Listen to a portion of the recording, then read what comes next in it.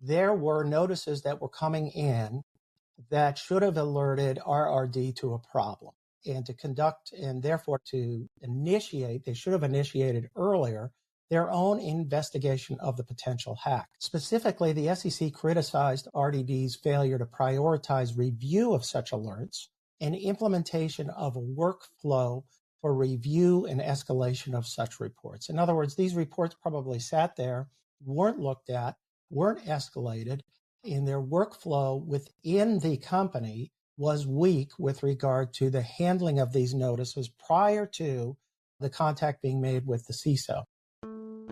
Global companies face unprecedented risks and challenges in today's economy. To mitigate these legal and economic risks, companies are rapidly embracing and elevating the importance of robust ethics and compliance programs to promote positive corporate citizenship.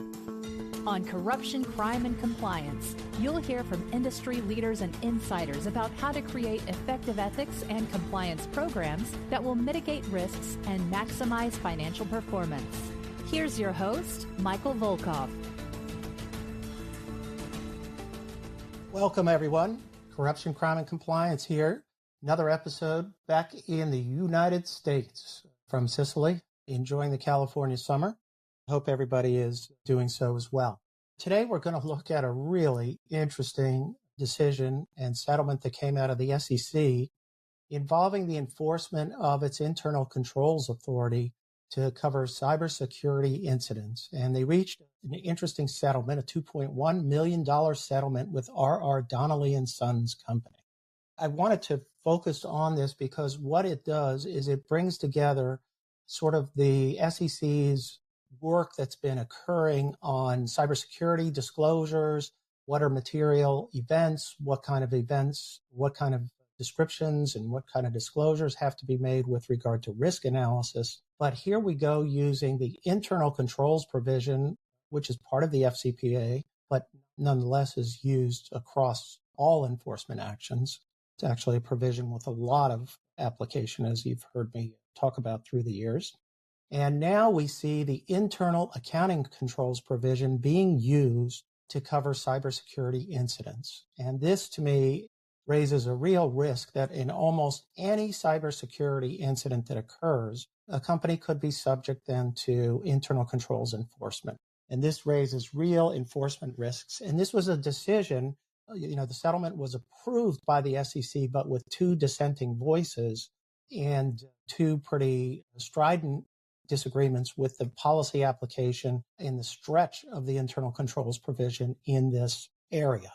So this was a significant expansion of the internal controls enforcement. And the SEC announced a $2.1 million settlement with RR Donnelly and Sons, and I'll call them RRD for short, for its handling of a 2021 ransomware attack and resulting disclosure failures. The settlement represents the SEC's first application of its internal controls enforcement authority to include cybersecurity policies and procedures. The SEC's interpretation applying its internal controls provision to cybersecurity policies and procedures represents a significant expansion of its enforcement authority. So the background is in 2021, RRD suffered a cyber attack in which a threat actor used deceptive hacking techniques to install encryption software on certain computers and exfiltrated. In other words, I love always how in the cyber world, complex words are used to describe something. Exfiltrated as meaning exported or stolen, taken, sent out. 70 gigabytes of data, including data tied to 29 clients, some of which contain personal and financial information. Now, the SEC alleged that RRD did not detect the hack until a third party. They have a third party security provider, vendor, and notified RRD's chief information security officer about anomalous activity on their shared RRD network. Only after receiving such notification, RRD personnel shut down its servers and notified clients and government agencies. RRD confirmed that the threat actor did not access, however, RRD's financial databases. They got some financial information related to clients, but not obviously RR Donnelly's significant financial warehouse of information. Now, in reviewing RRD's handling of the cyber incident, the SEC cited RRD's failure to respond to notices generated by the third-party monitoring service. In other words, before there was a contact made between the vendor and the CISO, there were notices that were coming in that should have alerted RRD to a problem. And to conduct, and therefore to initiate, they should have initiated earlier their own investigation of the potential hack. Specifically, the SEC criticized RDD's failure to prioritize review of such alerts and implementation of a workflow for review and escalation of such reports. In other words, these reports probably sat there, weren't looked at, weren't escalated, and their workflow within the company was weak with regard to the handling of these notices prior to the contact being made with the CISO. Further, the SEC noted that RRD did not allocate enough personnel to oversee these third-party reports and follow through with escalation reports.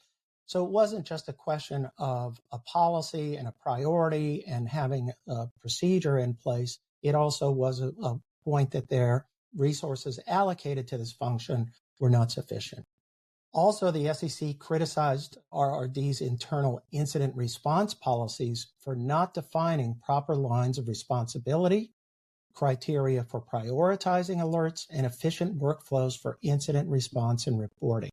This, to me, should cause everybody to sort of go back, take another look at cybersecurity and your policies and procedures for how you handle incidents.